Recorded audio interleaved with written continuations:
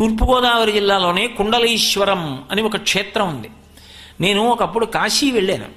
వెడితే కాశీలో ప్రధాన అర్చకుడు నన్ను అడిగాడు, కుండలీశ్వరంలో దర్శనం చేసుకున్నారా అని అడిగాడు. సరే ఏదో చేశానండి చెప్పాననుకోండి. చాలామంది కుండలీశ్వరం చూడకుండా కాశీ వస్తారు ఎందుకండి అన్నాడు. ఆయన అన్నాడు, కాశీలో ఉన్న మేము కుండలీశ్వరం దర్శనానికి వస్తాం, అక్కడ ఉన్న వాళ్ళు కుండలీశ్వరం దర్శనం చేయకపోతే ఎలా అన్నాడు.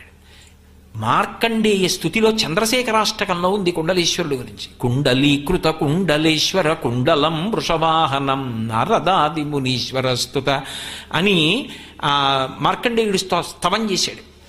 ఇప్పటికీ శివలింగం యొక్క పైభాగం మకర కుండలం ఎలా ఉంటుందో అలా ఉంటుంది, అందుకు కుండలీశ్వరం. ఈ కుండలీశ్వర క్షేత్రానికి ఏ విధంగా చేరుకోవాలంటే కాకినాడ మీదుగా యానం నుండి మరుమల క్షేత్రానికి 4